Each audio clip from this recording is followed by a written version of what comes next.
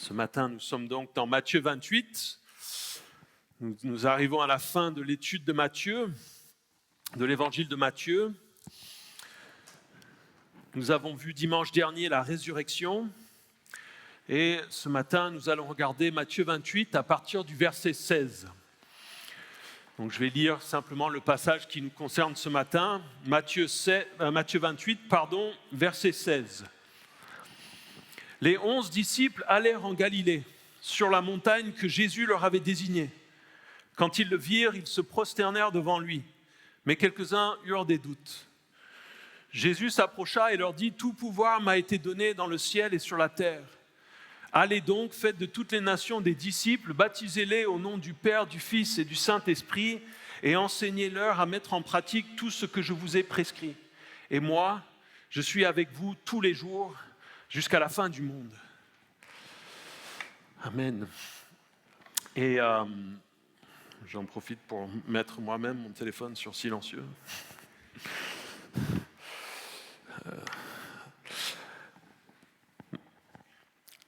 Jésus est ressuscité.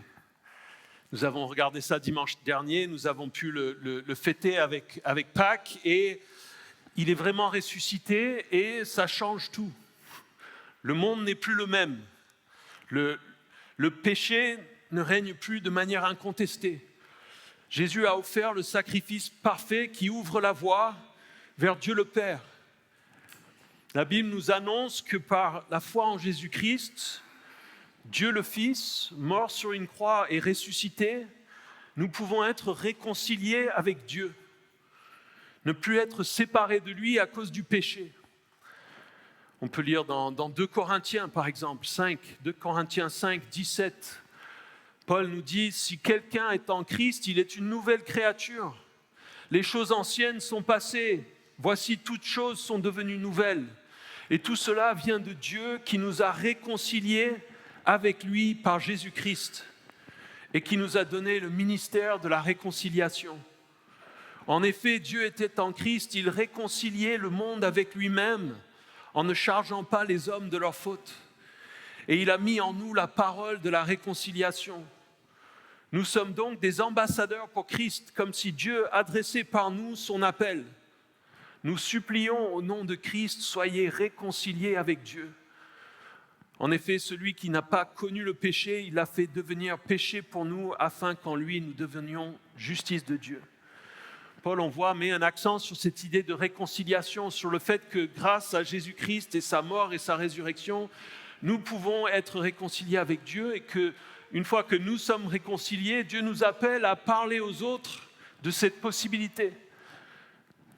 Et notre texte ce matin, on va y venir, on va creuser ça. C'est Jésus qui donne ce mandat missionnaire à son Église, à ses disciples. Paul nous dit : puisque nous sommes de nouvelles créatures réconciliées avec Dieu par la foi en Jésus-Christ, nous devons nous mettre à son service et être des instruments de réconciliation, des personnes qui appelons les gens à être réconciliés avec Dieu. Il y a tout un passage, on peut peut-être s'y tourner aussi dans Romains 5.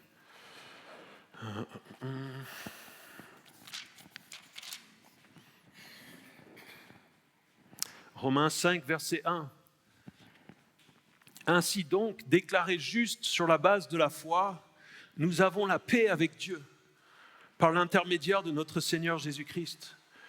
C'est aussi par son intermédiaire que nous avons accès par la foi à cette grâce dans laquelle nous tenons ferme et nous plaçons notre fierté dans l'espérance de prendre part à la gloire de Dieu.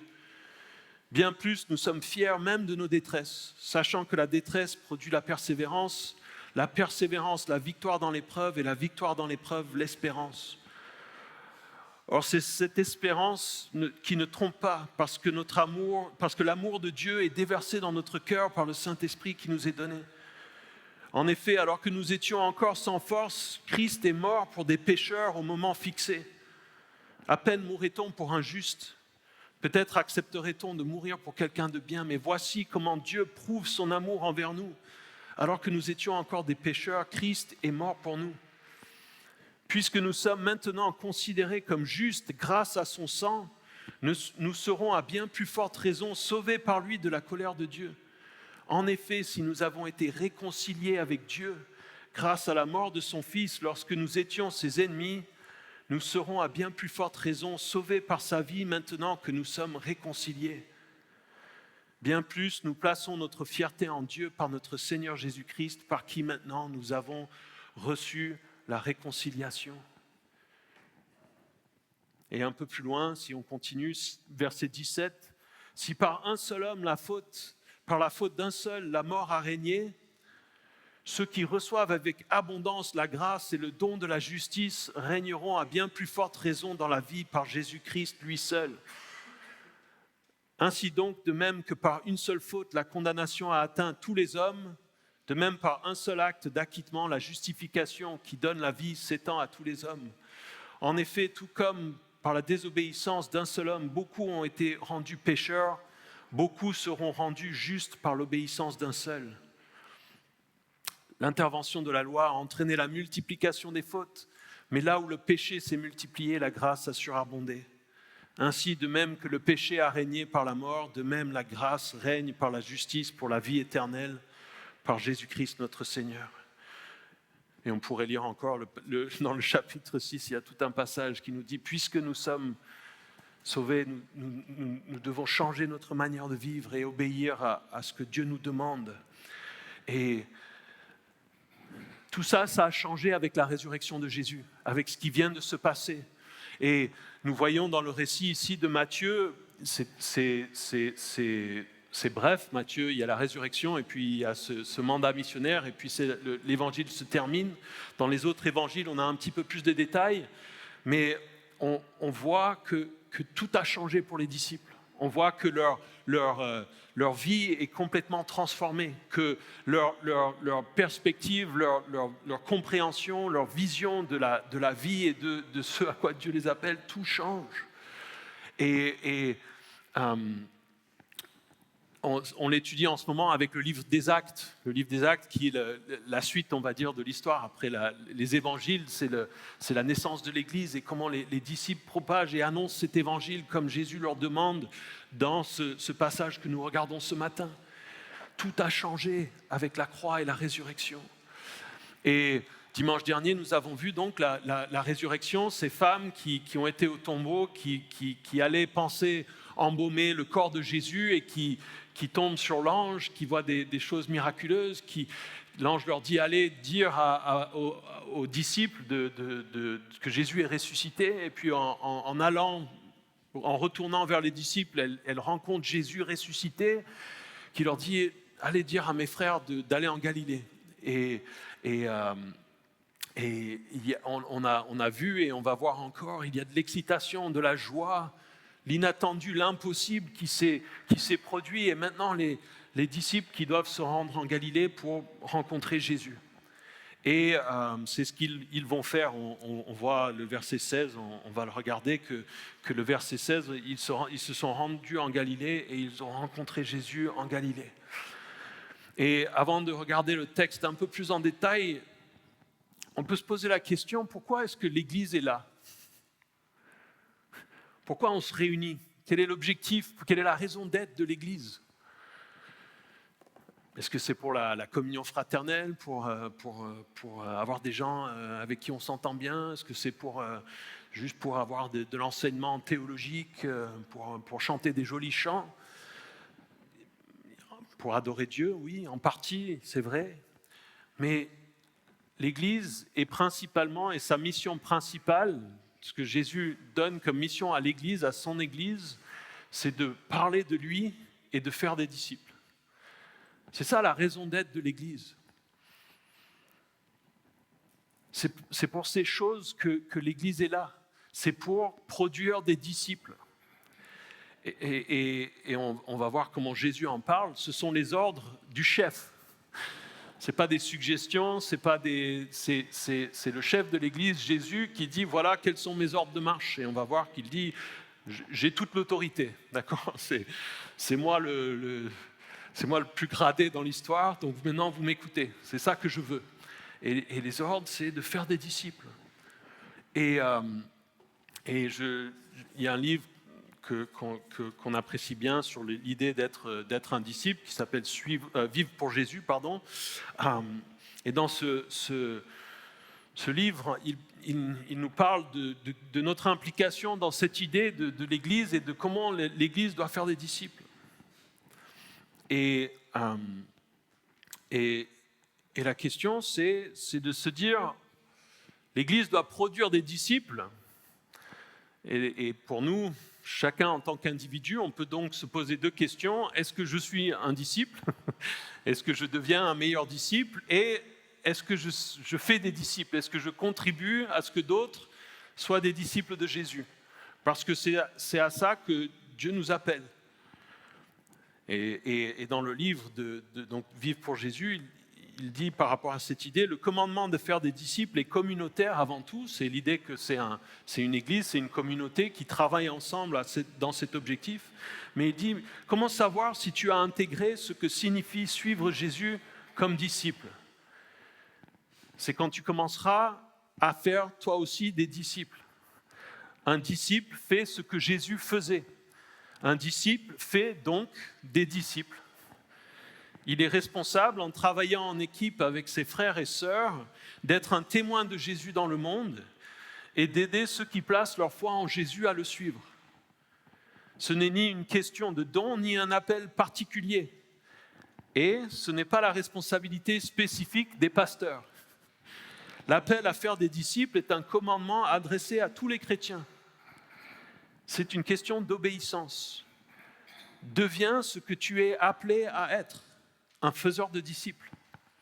Et donc, c'est un peu sur cette idée, ce thème qu'on va revenir. Où est-ce que nous en sommes en tant qu'individus, en tant qu'Église ?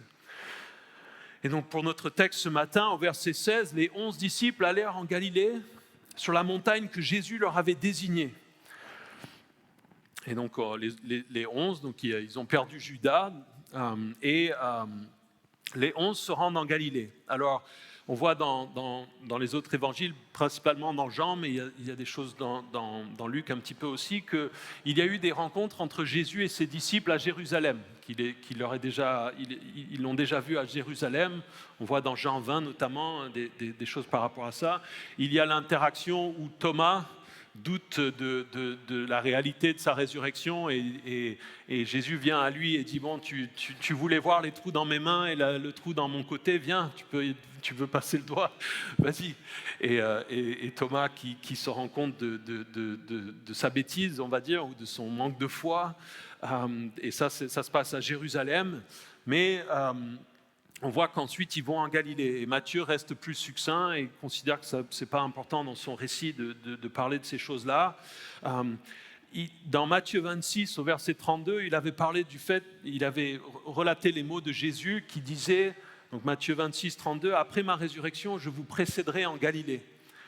Et Matthieu, si on se souvient, si on revient sur toute la thématique de Matthieu, il y a beaucoup d'accent mis sur le fait que les prophéties concernant le Messie s'accomplissent et les paroles de Jésus aussi s'accomplissent. Et donc, moi j'ai l'impression qu'il veut appuyer là-dessus. Jésus leur a dit, après ma résurrection, je vous précéderai en Galilée. Et Matthieu relate, voilà, il les a précédés en Galilée et c'est là qu'il va les rencontrer sur la montagne que Jésus leur avait désignée.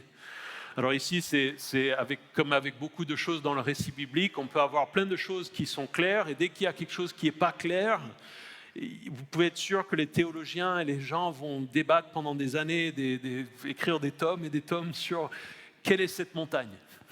Il n'y a pas le nom de mentionner et on n'est pas sûr de quel endroit exactement il s'agit. Et donc tout le monde parfois on se focalise sur ce qu'on ne sait pas. Il y a différentes suggestions, mais au final c'est des avis et ce n'est finalement pas très important. Ce qu'on comprend, c'est qu'il semble que les disciples étaient très au courant et savaient, Jésus s'était mis d'accord avec eux, il y a un endroit en Galilée où je vais vous retrouver, ou c'était peut-être un endroit qu'ils avaient fréquenté ensemble avec Jésus auparavant, et ils se rendent sur cette montagne, à cet endroit. Pour moi, si Matthieu n'a pas jugé important de le noter, sur la montagne un tel ou un tel endroit, c'est que ce n'était pas important. Et verset 17, quand ils le virent, ils se prosternèrent devant lui. Donc il l'avait déjà rencontré, Jésus, on le voit dans les autres évangiles, mais on voit que ce qui semble être la réaction normale des gens qui voient Jésus ressuscité, c'est d'être frappé et de se dire on doit l'adorer. Il y a quelque chose dans l'apparence de Jésus qui pousse les gens spontanément à se mettre, à le prosterner, à s'agenouiller devant lui. Et on a parlé dimanche dernier du fait qu'il semble dans la Bible que Jésus avait un corps humain, mais ressuscité. Et il y a quelque chose dans ce corps de mystérieux que nous ne comprenons pas et qui est différent, qui est à la fois humain, mais parfaitement adapté pour le ciel. Et il y a là quelque chose peut-être dans son apparence qui frappait quand on le voyait, quelque chose qui, comme ok, c'est Jésus, oui, mais en même temps il est différent. Il a changé, il y a quelque chose qui transparaît, qui est différent d'avant. Et on voit ici quelques-uns eurent des doutes.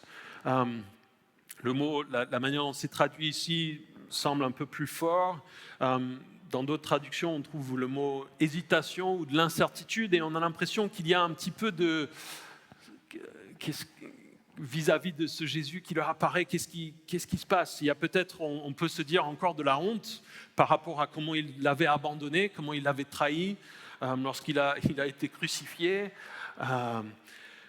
Moi, je pense simplement que Jésus, peut-être du fait que son apparence était un peu différente, que ça les remplissait de questions et d'incertitudes et d'hésitations par rapport à l'expérience. C'est intéressant ici, quand on lit le récit, on se dit, bon, il y a les 11, quoi. Il y a les 11 qui vont en Galilée, ils sont là. On pense, la plupart des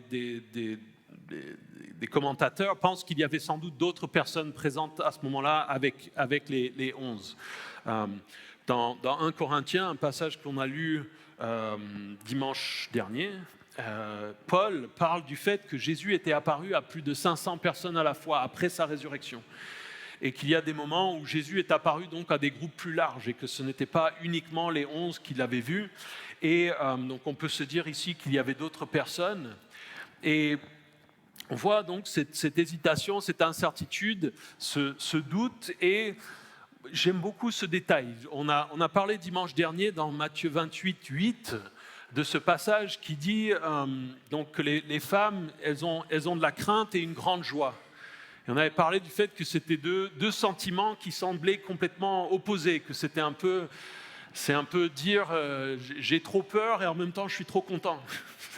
Que c'était des choses qui semblaient ne pas aller ensemble. Et on voit que dans leurs émotions, dans leurs ressentis, dans leurs pensées, dans leurs réflexions, il y a comme des contradictions. Ils étaient convaincus que Jésus était mort, et là, il est là, et il avait trahi, mais il les aime, et il y a quelque chose, il y a une hésitation, il y a quelque chose de, c'est trop beau pour être vrai, mais en même temps, c'est vrai, et ça change tout. Et pour moi, cette réalité-là, ce petit détail, ces choses, pour moi, communiquent et attestent de la véracité du récit biblique. Ce n'est pas des choses que l'on retrouve si c'est une histoire inventée où tout le monde a cru, il n'y avait plus de questions, tout était la certitude, tout était d'accord, les récits étaient parfaitement les mêmes, on était droit dans... Là, on voit des réactions humaines. Et quelque chose qu'on entend aussi parfois, c'est des gens qui disent « Non, Jésus est vraiment mort, mais les disciples voulaient tellement le voir et voulaient tellement que ça soit vrai qu'ils ont tous halluciné ensemble. Ils ont une hallucination collective et ils ont vu Jésus. » Mais dans le récit biblique, ce n'est pas ce qui est marqué. Ils disent « Non, on n'y croit pas. Il est devant moi, mais ce n'est pas vrai. » Ils étaient convaincus que Jésus était mort, que c'était la fin. Ils n'y croyaient même pas eux-mêmes à la résurrection. Ils n'étaient pas là à dire « Allez, non, il avait dit qu'il va ressusciter, on va y croire tellement fort qu'on va halluciner ensemble quelque chose qui n'est pas vrai. » Non, ils disent, ils doutent. Ils ne sont pas convaincus. Qui c'est ce gars? Qu'est-ce qui se passe? Il était mort. Et pour moi, c'est quelque chose qui traduit quelque chose de vraiment vrai et humain. l'ayant face à eux, ils n'étaient même pas convaincus eux-mêmes. Ils se disaient, mais qu'est-ce qui se passe? Qu'est-ce qui est en train de se passer? Ils ne l'avaient pas encore complètement digéré. Et verset 18, Jésus s'approche et leur dit, « Tout pouvoir m'a été donné sur le ciel et sur la terre. » Jésus va maintenant donner ses ordres de marche aux disciples et aux chrétiens alors qu'il va retourner au ciel. C'est ce qu'on appelle le mandat missionnaire de l'Église. On parle de la grande mission, la mission universelle de l'Église. Et on voit que Jésus, avant de donner ses ordres, il leur parle de son autorité, le pouvoir qu'il détient. Et il y a ici l'idée d'un ordre solennel, d'un commandement qui est donné par l'autorité finale. Et juste au cas où, Jésus n'est pas en train de donner des suggestions. C'est pas des bon, mais ça, ce serait pas mal si vous pouviez le faire. Ou si aujourd'hui vous avez envie de faire ça, alors peut-être que ok. Jésus est un peu, on pourrait prendre le fonctionnement dans l'armée ou chez les militaires. J'ai pas fait l'armée, mais de ce que je comprends, si un général dit à un soldat de faire quelque chose et que le soldat dit ouais, je n'ai pas trop envie aujourd'hui, il va avoir des problèmes. L'armée ne peut pas fonctionner. Si chacun dit bon, bah, quand j'en ai envie, peut-être non, aujourd'hui, je ne pense pas que ce soit une bonne idée. Le général, à un moment donné, il risque peut-être, s'il est gentil, de dire écoute, c'est moi le général, toi tu es simple soldat, maintenant tu vas faire ce que tu dois faire. Je pense qu'en règle générale, le général, il se donne même pas la peine de dire ce genre de choses. Si le soldat ne l'a pas compris, il y a un problème. Et c'est intéressant de se dire, si nous, en tant que chrétiens, on n'a pas compris que les ordres de Jésus sont des trucs où ce n'est pas ouvert à discussion, peut-être que ça devrait nous travailler, nous faire réfléchir. Et ici, en quelque sorte, il dit donc, c'est moi l'autorité, c'est moi le chef. Et on voit ici l'idée de tout qui domine, toute autorité. Plus loin, il va dire toute nation, tout ce que je vous ai prescrit tous les jours, c'est vraiment le tout qui est annoncé ici. Et il dit, j'ai reçu toute l'autorité, toute la puissance. Et on pourrait faire tout un sermon juste sur l'idée de l'autorité, de la puissance de Jésus. Qu'est-ce que ça représente? Combien ça fait d'autorité et de puissance? Toute l'autorité, toute la puissance. Il a autorité sur le monde physique et matériel. Il a aussi autorité sur le monde spirituel. Il dit avoir toute l'autorité. Et il y a plusieurs passages qui en parlent dans la Bible, de son autorité maintenant, de sa puissance. Et je me dis, ça devait être quelque chose dans l'apparence de Jésus qui frappait les disciples à ce moment-là. Lorsque il est dit qu'ils ont un peu d'hésitation. Déjà, Jésus est mort sur la croix, il a été enterré. Les chrétiens, les disciples, se disent donc, ok, il est mort et maintenant il est ressuscité, mais en plus, d'une certaine manière, c'est plus ce Jésus qui ne payait pas de mine. C'était un homme simple qui semblait tout comme tous les autres. Et maintenant qu'il est mort et ressuscité, il y a quelque chose de différent. Jésus, sans doute, encore une fois, on ne l'a pas vu, donc on ne peut pas savoir, mais je me dis, il y a quelque chose qui a changé. Alors, il était Dieu avant, il est Dieu après, mais la Bible nous dit qu'il a reçu la puissance et l'autorité que dans l'obéissance et ce qu'il a réussi et fait à la croix, qu'il y a quelque chose qui lui a été remis. Et là aussi, dans ce livre « Vivre pour Jésus », on peut lire « Jésus règne sur toute chose depuis son trône de gloire. Son autorité et sa puissance s'étendent sur tout l'univers. Tout a été créé par lui et pour lui. Il soutient tout par sa parole puissante. Et il est au-dessus de toute domination, de toute autorité, de toute puissance, de toute souveraineté, de tout nom qui peut être nommé. Non seulement dans le monde présent, mais encore dans le monde à venir. Et un jour, toute la création pliera le genou devant lui de gré ou de force. » Et ça, ce sont toutes des citations de versets dans le Nouveau Testament. Et dans ce livre, l'auteur continue en disant « Comprends-tu ce que ça implique ? Le danger pour tout chrétien est de se créer petit à petit un Jésus à son image, un tout petit Jésus. Il te faut toujours revenir au vrai Jésus, celui que la Bible te représente. Ce n'est pas toi qui fais de Jésus le Seigneur de ta vie, c'est lui qui fait de toi son sujet. Avant, tu vivais comme si Jésus n'existait pas, comme s'il n'avait aucun droit sur ta vie, mais être chrétien, c'est reconnaître la seigneurie de Christ sur sa vie et se soumettre à son règne de grâce. Lorsque Jésus t'a sauvé, il ne s'est pas approché de toi pour te faire une proposition commerciale. Il est venu vers toi comme roi. Il est celui qui a aplani tous les obstacles sur ta route et qui est venu pour te racheter au prix de son sang. Il est ton maître. Et c'est intéressant et important de réfléchir aussi au fait que c'est une bonne chose. L'autorité, pour nous, en tant qu'être humain, souvent, l'autorité absolue, ce n'est pas une bonne chose. Dans l'histoire, souvent, quand les hommes ont une autorité absolue, ça finit mal pour les autres. Et c'est tout un sujet de réflexion aussi. La raison pour la démocratie, d'une certaine manière, c'est une reconnaissance implicite du fait que l'homme est pécheur et pas bon foncièrement. Donc on ne peut pas donner toute l'autorité à un homme, parce que si un homme a toute l'autorité, alors il va forcément faire de mauvaises choses. Et donc on va mettre des groupes et on va essayer de se contrôler les uns les autres pour que ça équilibre un petit peu la situation. Mais la réalité, c'est que si l'homme qui a toute l'autorité est bon et a l'intérêt de l'autre, alors ça peut être une bonne chose. Et la Bible nous dit que l'idéal, c'est que Dieu règne. Parce que Dieu est bon, Dieu est amour et que Dieu peut avoir l'autorité absolue sans être corrompu par cette autorité et sans que ce soit mauvais pour les hommes.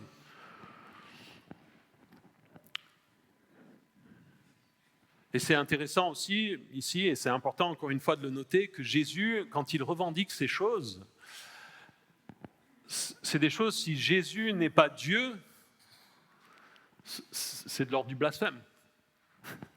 Si moi j'arrive ce matin et je vous dis « écoutez-moi parce que c'est moi qui ai toute l'autorité et toute la puissance », j'espère que vous partirez de la salle et que vous n'écouterez pas ce que j'ai à dire. Mais Jésus, il y a quelque chose de différent parce qu'il est Dieu. Et ici, on a l'impression que ça s'accorde avec la prophétie de Daniel 7 de l'Ancien Testament, Daniel 7, 13. Daniel, ce prophète de l'Ancien Testament qui était à Babylone, avait des visions, et verset 13 dans Daniel 7, il dit « Pendant que je regardais dans mes visions nocturnes, quelqu'un qui ressemblait à un fils de l'homme est venu avec les nuées du ciel. Il s'est avancé vers l'ancien des jours et on l'a fait approcher de lui. » Verset 14, « On lui a donné la domination, la gloire et le règne. Et tous les peuples, les nations et les hommes de toute langue l'ont servi. Sa domination est une domination éternelle qui ne cessera pas et son royaume ne sera jamais détruit. » Le Fils de l'homme, c'est ce titre que Jésus revendiquait lui-même. Et c'est cette idée de l'autorité qui est donnée par Dieu le Père à Jésus-Christ, Dieu le Fils. Et ici, on est encore une fois en plein dans l'objectif de l'évangile de Matthieu. Matthieu veut convaincre les Juifs que Jésus est le Messie qu'ils attendent, le roi qu'ils attendent, celui annoncé par les prophéties de l'Ancien Testament. Et dans cet évangile, ça fait un peu, ça boucle la boucle. Il est en train de dire, voilà, Jésus qui est né en accord avec toutes ces prophéties, qui a vécu, qui a accompli toutes les prophéties de l'Ancien Testament, ici, il a toute l'autorité. Il correspond à cette prophétie de Daniel notamment. Et il y a une citation que je vous ai déjà lue, que je trouve fascinante par rapport à la question de l'autorité de Jésus et comment son autorité est là et sa personne et c'est une citation qui nous vient par un personnage qui s'appelle Napoléon. Et c'est un livre qui s'appelle « Conversations religieuses recueillies à Sainte-Hélène ».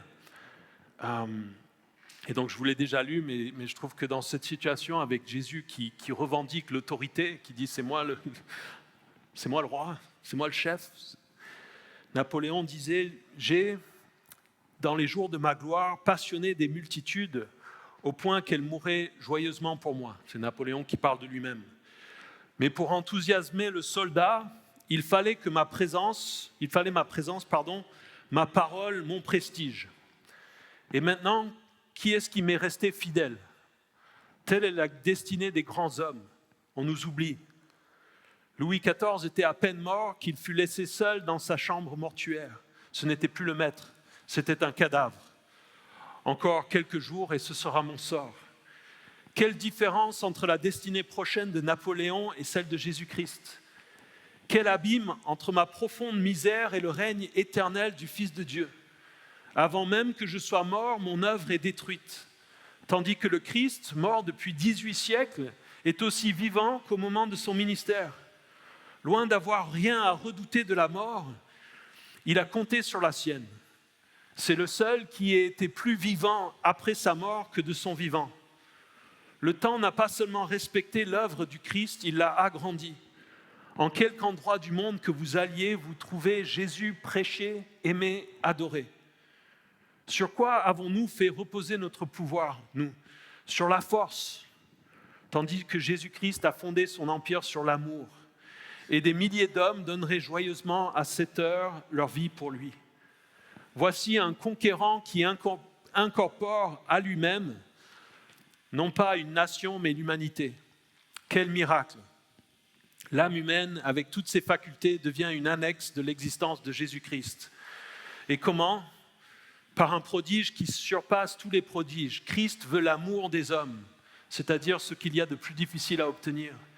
Il demande le cœur. C'est là ce qu'il veut. Il ne demande rien d'autre et il l'obtient. J'en conclus sa divinité. Alexandre, César, Hannibal, Louis XIV, avec tout leur génie, ont conquis le monde et ils ne sont pas parvenus à avoir un ami. L'union qui unit Jésus-Christ à ses rachetés est plus impérieuse que quelque union que ce soit et tous ceux qui croient sérieusement en lui ressentent cet amour surnaturel. Ils aiment quelqu'un qu'ils n'ont pas vu. C'est un fait inexplicable à la raison, impossible aux forces de l'homme, et pourtant, il l'accomplit. Voici ce que j'admire au-dessus de toute chose, moi, Napoléon. Plus j'y pense, plus je suis absolument persuadé de la divinité de Jésus-Christ. Il a une autorité qui est différente. Jésus a quelque chose qui dépasse le standard. Et Jésus donc dit, c'est moi qui ai toute l'autorité et toute la puissance. Et comprenez ce que j'ai à vous dire maintenant, écoutez-moi. Verset 19, allez donc, faites de toutes les nations des disciples, baptisez-les au nom du Père, du Fils et du Saint-Esprit, et enseignez-leur à mettre en pratique tout ce que je vous ai prescrit. Et moi, je suis avec vous tous les jours, jusqu'à la fin du monde. Donc quelques ordres ici, quelques éléments que Jésus donne à ses disciples. Et encore une fois, ayant cette autorité, c'est en ce rôle-là qu'il donne ces commandements. C'est son autorité qui envoie. Et là, il dit, allez dans le monde. C'est cet envoi qui devrait nous guider, qui devrait nous motiver, qui devrait nous habiliter d'une certaine manière. C'est le roi qui envoie ses émissaires, qui disent « Je vous donne mon autorité, allez ». Et son œuvre et son message continuent par cet envoi que Jésus donne par ses disciples. On le voit en ce moment dans le livre des Actes et jusqu'à aujourd'hui. Et ça nous inclut.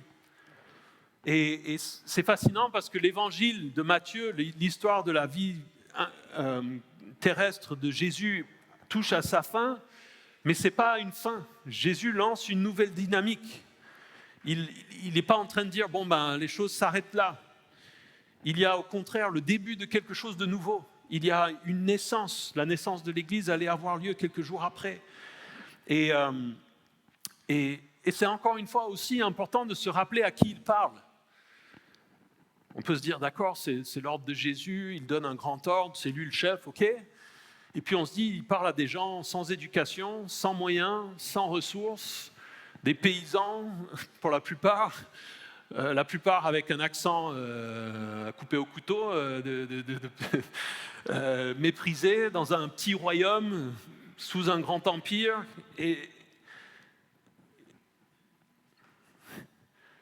si on si aujourd'hui on se disait, on va essayer d'influencer le monde, on va réfléchir à un meilleur moyen d'atteindre le monde, et je vous dis, on va aller prendre un gars là qui dort dans la rue, et puis on va aller chercher quelques paysans un peu plus loin, et puis on va peut-être un peintre ou un plombier, et ça va être ça notre équipe de choc. Vous allez dire, ouais, mais c'est peut-être pas une bonne idée, Tonio. Il faudrait peut-être chercher des gens plus compétents, des gens qui présentent bien, qui parlent bien, qui ont des connexions, des réseaux, des moyens.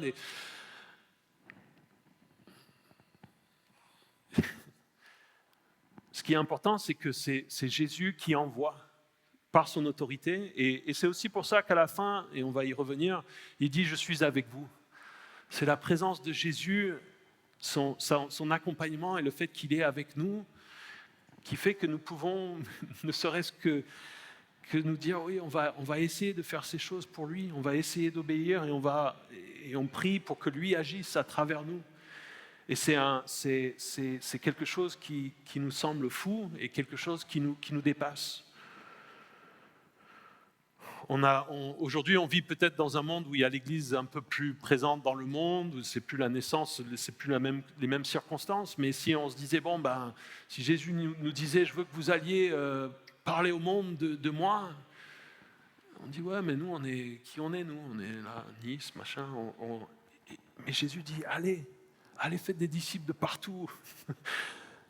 Apprenez-leur à faire ce que je vous ai appris à faire, et je suis avec vous, allez-y. Il y a quelque chose de simple, mais d'implacable, parce que Jésus est avec eux. Il leur dit, donc, il leur dit d'aller, et il leur dit de faire de toutes les nations des disciples. Jésus ordonne ici de faire des disciples. Et ce qu'il convient de noter, c'est que c'est plus que simplement des convertis ou des sympathisants ou des partisans. L'idée dans le mot de disciple est celui d'un élève qui a une relation avec son maître et qui s'efforce de vivre et de mettre en pratique les enseignements de son maître. On sait très bien que lorsqu'on vient à la foi en Jésus-Christ, lorsqu'on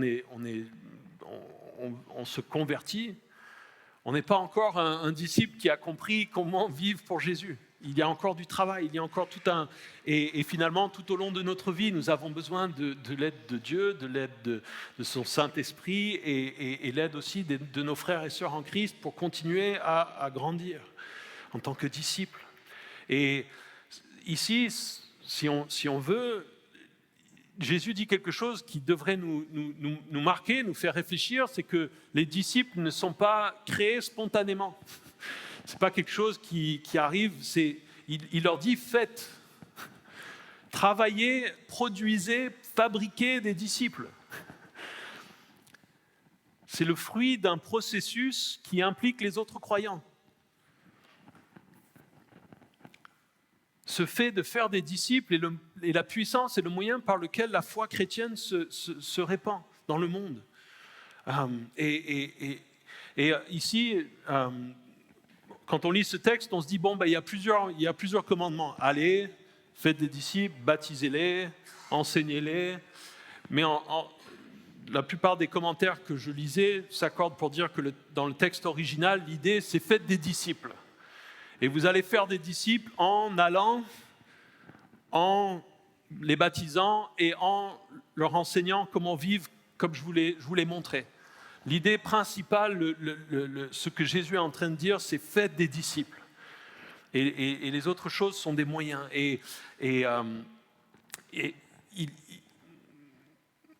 C'est par ces trois moyens, l'instruction, le baptême et puis l'obligation morale, si on veut, de mettre en pratique tout l'enseignement du Seigneur, de Jésus. Et ici, il dit, donc faites des disciples. Faites des disciples. Et il dit, faites des disciples de toutes les nations, qu'il n'y ait pas de limitation. Jusqu'ici, dans son ministère, Jésus s'était restreint au peuple juif, principalement. Il avait envoyé ses disciples avec cette limite à un moment donné dans Matthieu 10. Il y a eu quelques interactions avec des non-juifs, mais principalement, c'était vers les juifs qu'il s'était tourné, s'était concentré. Mais maintenant, c'est passé. Et Jésus envoie ses disciples vers toutes les nations avec l'Évangile. Et on peut simplement dire qu'il n'y a aucun endroit au monde où l'Évangile de Jésus ne devrait pas être prêché et où on ne devrait pas chercher à faire des disciples. Et l'idée, c'est que dans l'Église, dans cette mission de l'Église, il n'y a pas de distinction de peuple ou de race à avoir.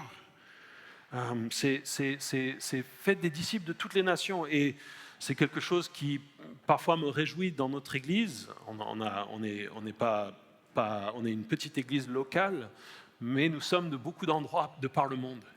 Et je trouve qu'en général, une Église qui est diverse et variée dans les âges et dans les appartenances, on va dire raciales, ethniques, que c'est un bon signe. C'est une Église qui comprend, c'est toutes les nations qui doivent devenir des disciples. Il n'y a pas, nous les Français, et vous faites votre truc. Et c'est intéressant, nous étudions le livre des Actes, donc le mercredi soir, et on se rend compte que les disciples, alors que c'est assez clair, ici, il dit « faites des disciples de toutes les nations ». Et on voit que les disciples, les apôtres, il leur faut des années avant de comprendre qu'ils doivent aller parler aux non-juifs de Jésus. C'est même Pierre, à un moment donné, il y a ce récit dans Actes où il est sur son toit et il a une vision de la part de Dieu qui lui dit « va, tue et mange des animaux qui étaient impurs » et il ne comprend pas. Et puis il a la vision plusieurs fois et puis il y a des non-chrétiens qui arrivent dans sa maison et qui disent « on veut entendre parler de Jésus ». C'est même pas eux qui vont, Dieu envoie des non-chrétiens leur poser la question, quoi. C'est à tel point ils n'avaient pas compris. Et on voit la difficulté qu'ils ont eu à comprendre ce commandement. Pourtant, ils se satisfaisaient de c'est nous l'Église, on est les Juifs, et puis éventuellement, s'il y en a d'autres à la périphérie, d'accord, et ils ne l'avaient pas compris. Et c'est quelque chose que nous devons garder à l'esprit toujours.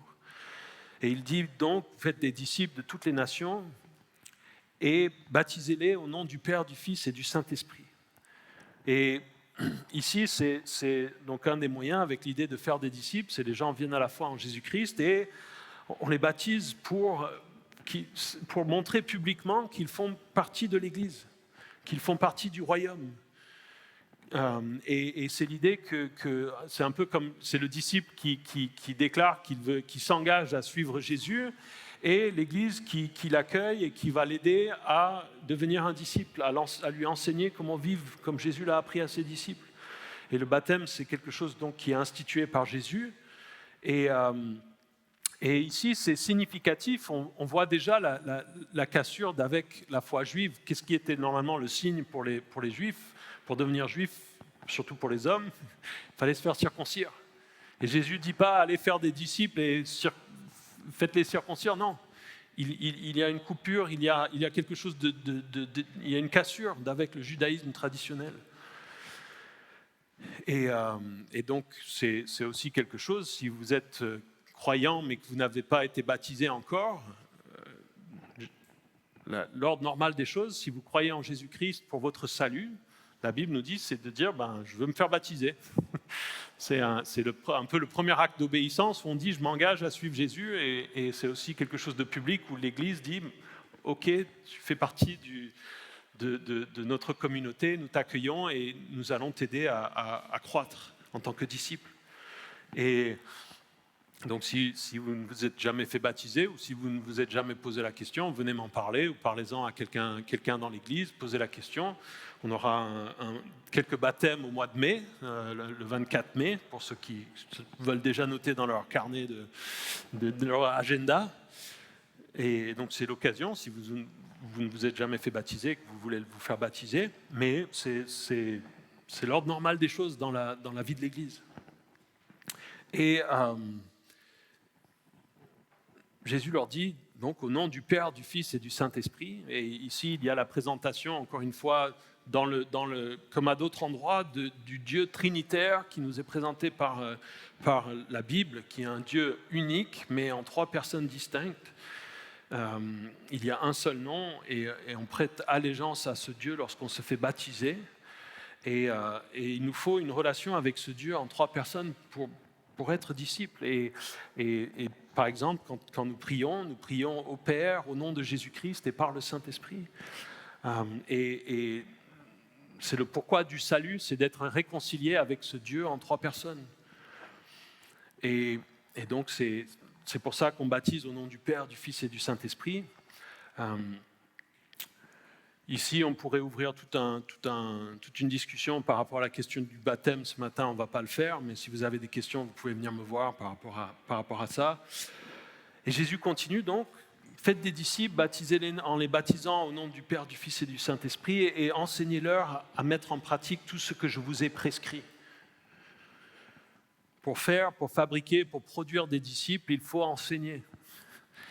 Et cet enseignement se fait évidemment avec la Bible. C'est le cœur de la chose, mais aussi avec les actes et par l'exemple.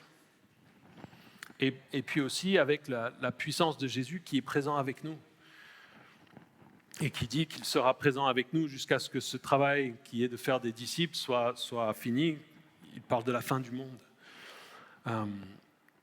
Et ici, c'est notable, on n'y pense pas forcément, mais dans leur interaction, les disciples avec Jésus, jusqu'ici, toute leur expérience, ça avait été Jésus, c'est l'enseignant, et nous, on est les élèves.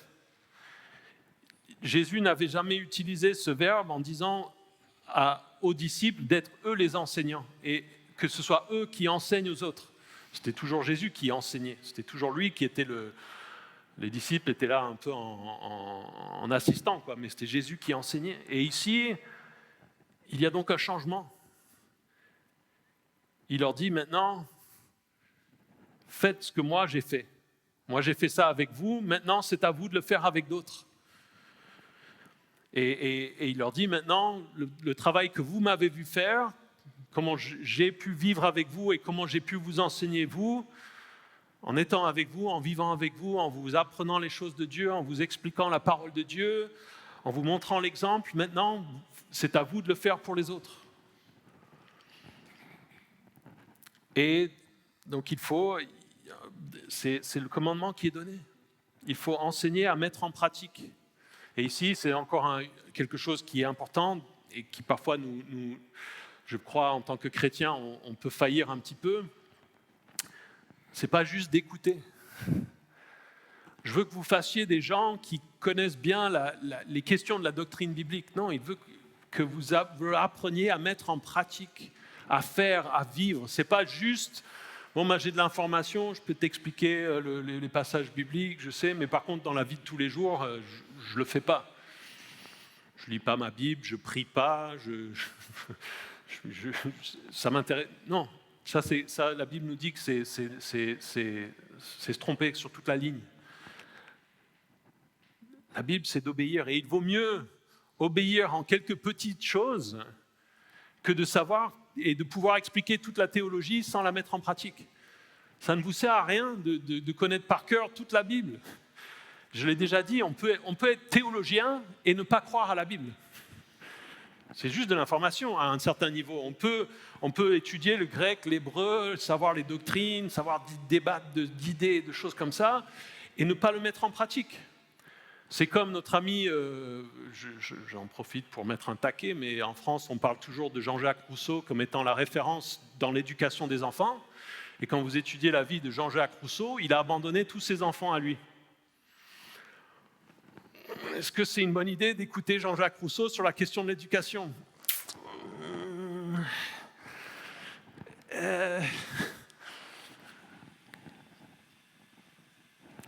Alors, il a peut-être des bonnes idées, mais... Et de la même manière, nous, en tant que chrétiens, est-ce que, oui, alors Jésus, Dieu, la Bible, ceci, cela, et puis dans notre vie de tous les jours, on fait n'importe quoi.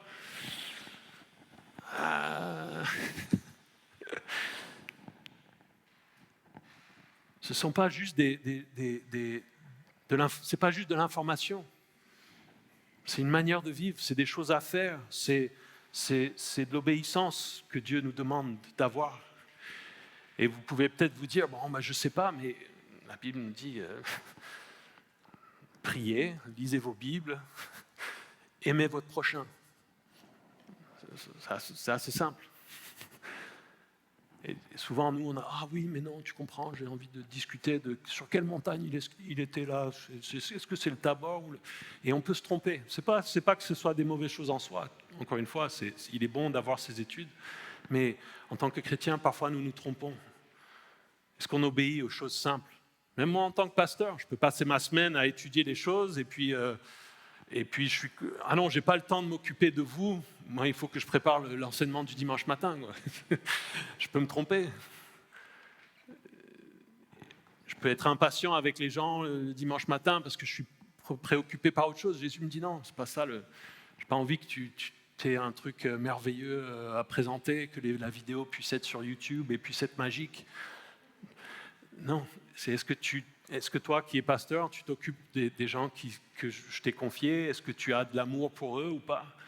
Et on se trompe si facilement. En tant qu'être humain, c'est toujours plus facile de discuter de choses que de le faire.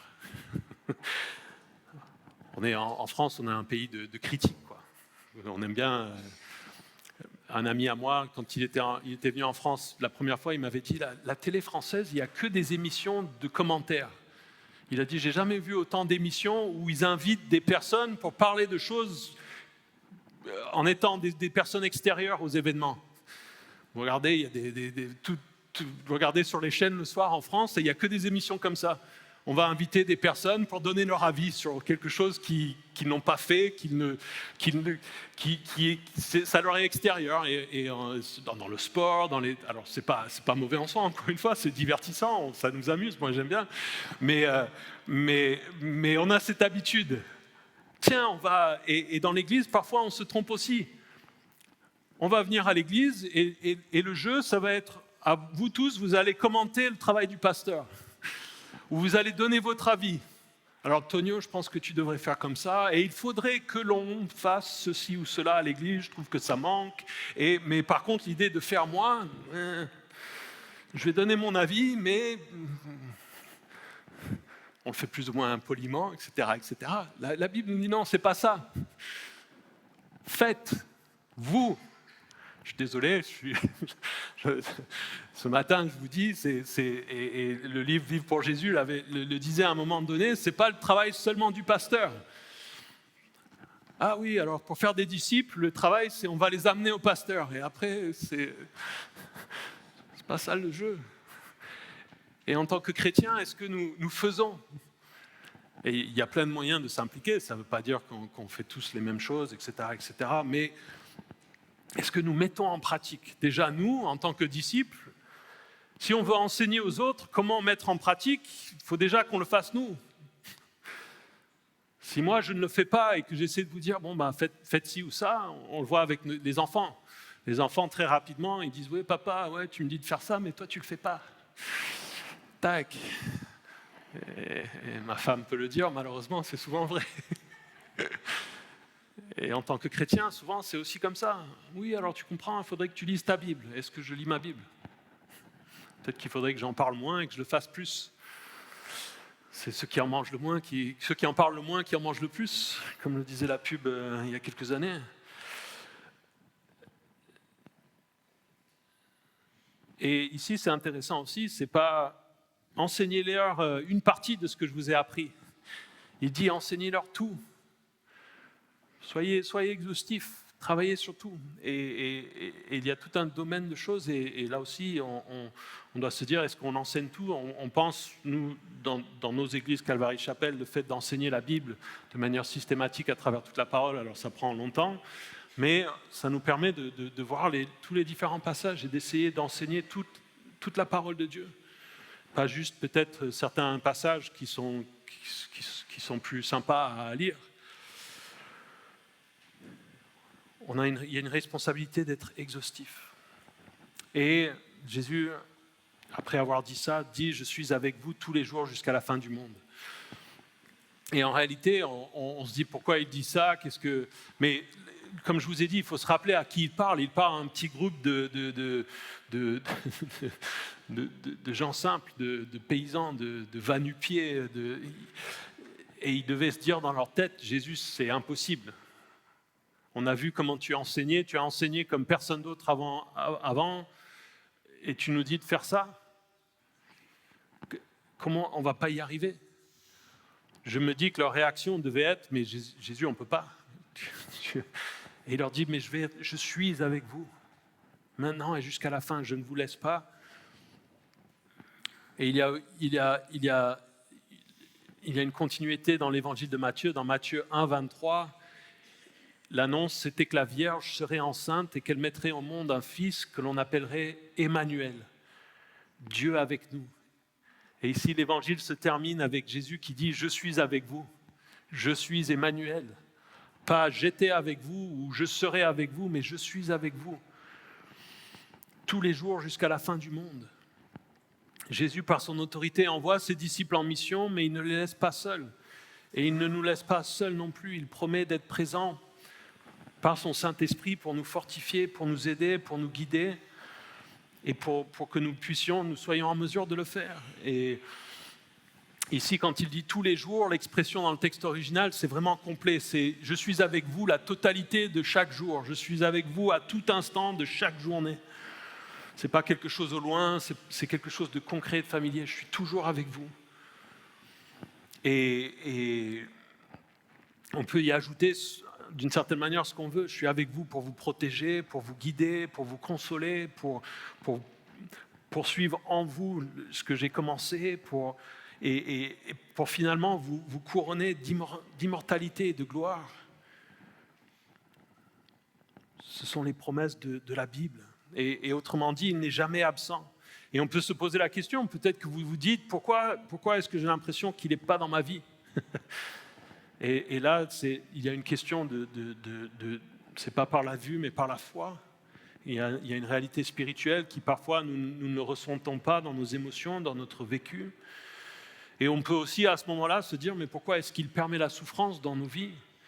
Et en réalité, nous, on a l'impression que c'est incompatible, mais la Bible et Dieu nous dit que ce n'est pas incompatible, le fait que nous souffrons et que nous ayons des épreuves dans cette vie.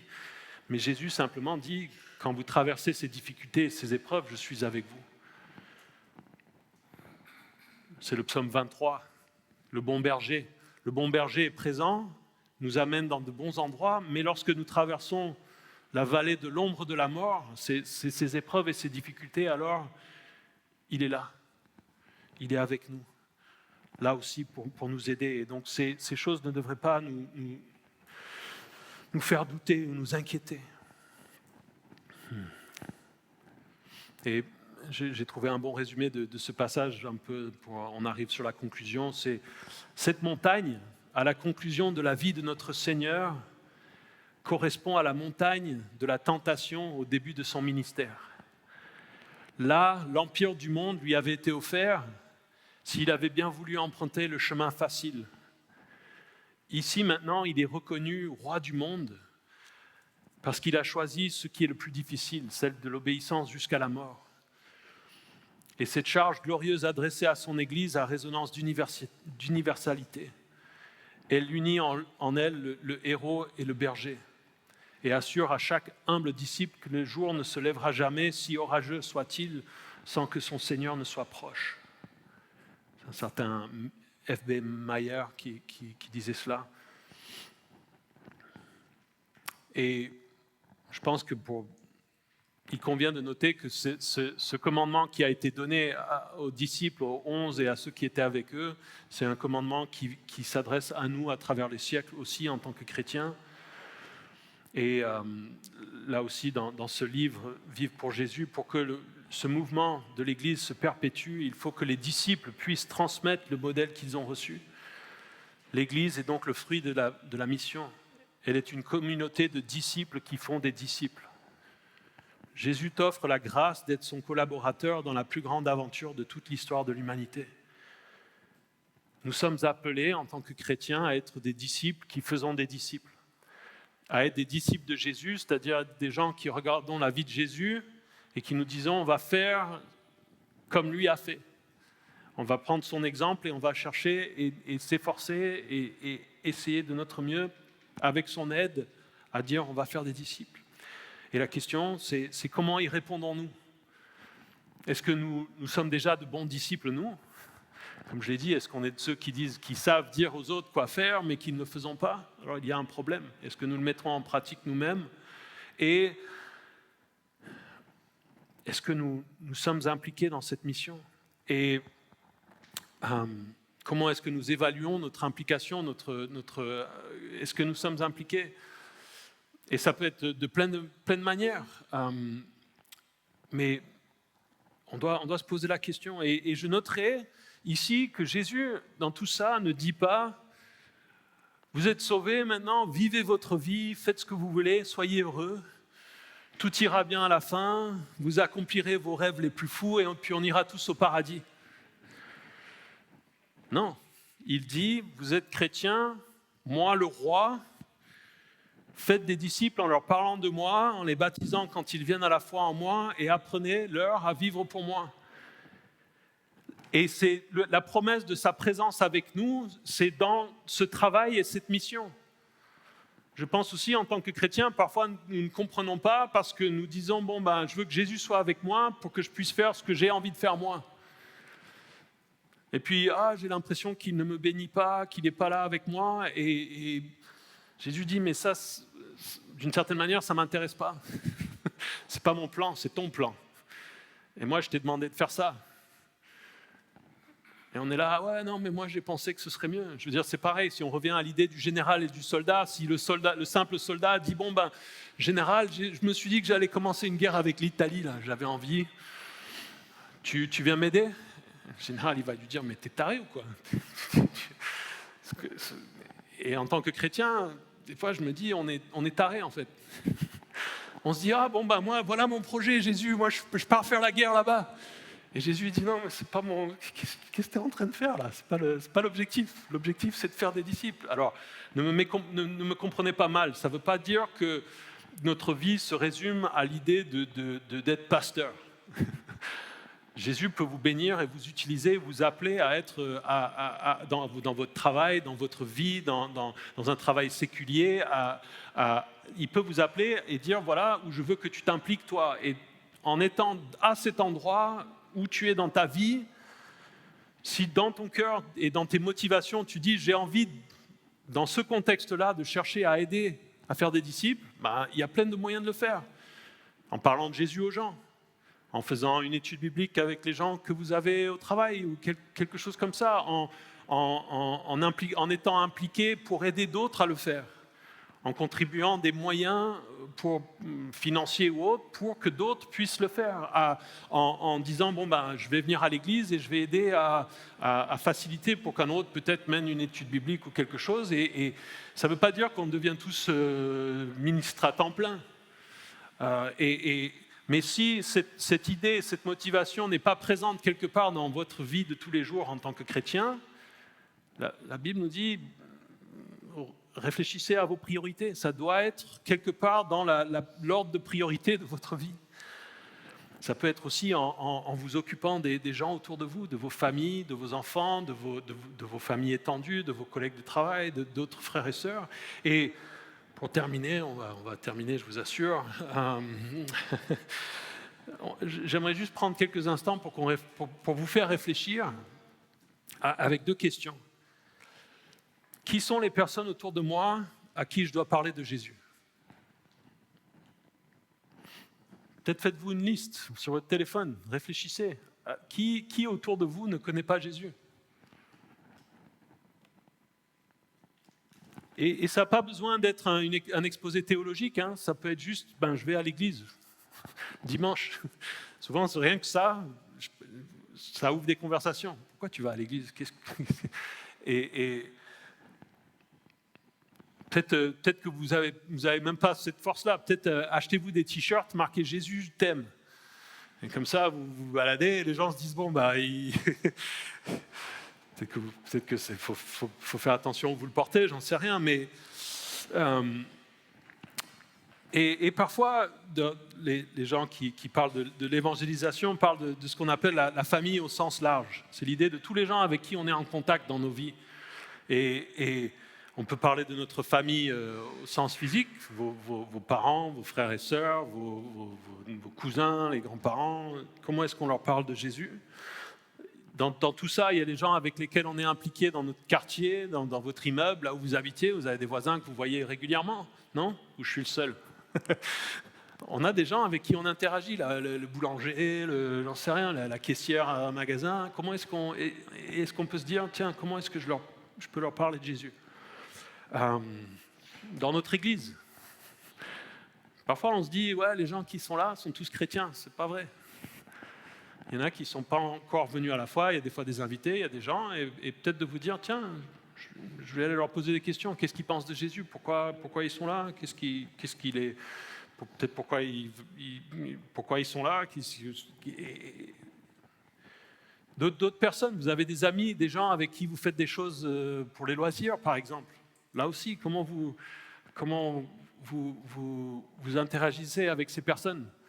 J'ai commencé l'année dernière à aller dans une salle de sport, là, dans le quartier, parce que j'en avais besoin, comme d'autres, hein, quand on a passé la quarantaine et commence à avoir des soucis sur le long terme. Et je me pose la question, je me dis, parce que bon, la salle de sport, forcément, les gens en général, ils sont dans leur truc, ils ont leurs écouteurs, ils ne sont pas là pour tchatcher. Mais je me suis aperçu déjà que je croise dans cette salle de sport, j'ai croisé au moins une vingtaine de personnes que je connais de visage ou du quartier. Et je me suis dit, et c'est marrant parce que c'est des endroits où on se dit c'est une petite salle de sport, et à toute heure du jour et de la nuit, il y a au moins 50 à 100 personnes dedans. Et je me pose la question, comment est-ce que je peux avoir une présence qui est différente? Je ne veux pas juste y aller et me dire j'ai envie d'être en meilleure forme, et est-ce que je fais quelque chose? Et là, l'idée du t-shirt, de dire Jésus t'aime, et dire bon, je vais aller faire mes trucs, et voilà. Est-ce qu'on réfléchit à ça? Et est-ce que, aussi, on a au travail, vous avez des camarades de travail, est-ce que vous travaillez différemment? Si votre patron vous demande de faire quelque chose qui est illégal ou qui n'est pas honnête, est-ce que vous dites non, moi je ne veux pas, je crois en Jésus, je ne dois pas faire ça? C'est des choses simples, mais est-ce que nous les faisons? Est-ce que nous réfléchissons à ça? Et ce matin, on ne va pas le faire, mais peut-être plus concrètement, faites-vous une liste. Lançons-nous un défi peut-être de faire quelque chose de concret. Moi, je me disais, on fait rarement des témoignages ici de personnes qui ont vécu des choses ou qui avaient parfois des choses à témoigner ou à partager avec les gens de l'Église. Peut-être que c'est une bonne chose de se dire, on va chercher intentionnellement à dire, on veut parler aux gens de Jésus, et peut-être que s'il y en a parmi vous qui le font et qui avaient des choses à partager, vous dites, tiens, j'ai voulu parler de Jésus aux gens, et voilà ce qui s'est passé, voilà comment ça... On pourrait le partager avec les autres, les uns avec les autres.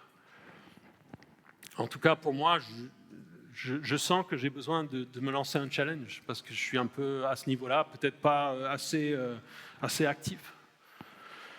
Et la deuxième question, et après on terminera, qui sont les personnes autour de moi dans l'Église que je peux aider à grandir dans leur vie de disciple? Là aussi, vous êtes là, vous vous dites, bon, moi je suis juste moi, je ne sais pas comment aider les autres. Moi, je suis un petit croyant, je n'y connais pas grand-chose. C'est Tonio qui peut leur parler, peut-être il y en a d'autres, Nathan, ou je ne sais pas quoi. Je pense qu'il y a des gens, chacun autant que vous êtes, d'autres personnes que vous pourriez encourager à grandir et à avancer dans la foi. Et peut-être que vous pouvez simplement dire, tiens, je vais essayer de prendre rendez-vous avec la personne, dire on va prendre un café ensemble, et vous dire on va prier ensemble. Ou on va peut-être lire un livre de la Bible ensemble et dire on va juste en discuter 10 minutes, ou lisez un livre chrétien ensemble, ou autre chose. Mais je pense qu'on est beaucoup plus capable d'encourager et d'aider les autres qu'on ne le pense. Et donc, peut-être réfléchissez à ça. Alors, en note, il faut que les personnes soient réceptives. Parfois, on entend ces choses-là et on se dit, c'est bon, je vais aller évangéliser, quoi. Les mecs, ils n'ont pas envie de m'entendre parler, mais ils vont m'entendre. Je vais prendre ma Bible et je vais leur mettre des coups, quoi. C'est les cours de self-défense biblique, quoi. Il faut acheter une grosse Bible dans ces cas-là, parce que ça c'est pas un bon témoignage au final. Il faut qu'on ait un peu de tact et C'est pas moi, l'objectif c'est de les gagner eux. Et s'ils n'ont pas envie d'écouter, il faut faire preuve de compréhension et d'amour pour l'autre et se dire, bon ok, elle n'a pas envie d'écouter, je vais prier pour la personne. Et elle est au courant que je suis chrétien, elle a vu ma grosse Bible, elle a déjà pris dans la tête, c'est bon, on peut passer à autre chose. Mais faisons attention, c'est pas parce que parfois dans ces choses-là, on passe du tout au tout. Ah bon, il faut que je parle aux gens de Jésus, allez, j'y vais. Et puis les gens se disent, c'est qui ce fou là qui arrive comme un taureau dans son truc et qui, à chaque fois que je lui parle de quoi que ce soit, je prends des coups de Bible, quoi. Et pareil avec les frères et sœurs, on doit faire preuve de grâce entre nous. Jésus, il avait dit, faites attention à la poutre que vous avez dans la tête plutôt que la brindille dans l'œil de l'autre. Souvent, on est là à dire, il faut que toi, tu fasses plus, toi. Et Jésus dit, ouais, mais regarde, tu as une poutre dans la tête, là. On doit faire preuve de douceur dans ces choses-là. Et puis, dans tout ça, évidemment, nous avons chacun différentes capacités et nous pouvons, sans honte aussi, dire, bon, je ne suis peut-être pas le meilleur pour parler aux gens de Jésus, peut-être je vais inviter la personne. On a différents dons et donc là aussi, on doit faire preuve de compréhension et de patience les uns avec les autres. Mais je pense qu'on peut tous, en tant que chrétiens, chercher à contribuer dans cette mission que Jésus nous a donnée. Prions. Jésus, merci pour le fait que tu es ressuscité. Merci pour cette réalité. Et je prie que ça impacte nos vies, Seigneur, que ça nous change. Et je te demande pardon pour toutes les fois où je n'obéis pas, Seigneur. Pour les fois où j'enseigne, mais je ne fais pas, Seigneur. Toi, tu le sais. Pour nous tous, Seigneur, nous avons besoin de ton aide, de ta présence dans nos vies pour obéir à ce que tu nous as donné. Et tu nous donnes cette mission qui semble énorme et impossible et difficile. Et je te prie de renouveler en nous un zèle et une motivation pour avancer ensemble en tant qu'Église dans cette mission, nous, localement, là où nous sommes, Seigneur. Des témoins de ton nom, de faire des disciples et de vraiment chercher à ce que ce soit le cœur du pourquoi de notre présence ensemble, Seigneur. Parce que c'est ça qui te glorifie, c'est ça qui t'honore, c'est ça qui te fait plaisir et c'est en cela que nous pouvons te témoigner notre amour et notre reconnaissance pour ce que tu as fait pour nous.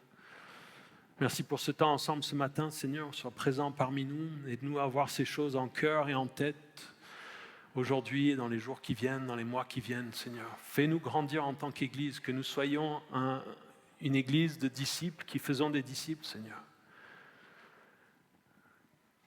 Transforme-nous, Seigneur. Nous avons besoin de ta présence avec nous pour cela, parce que sinon, c'est pas possible. Merci pour ce matin. Merci pour ta grâce dans nos vies. En ton nom, nous prions. Amen.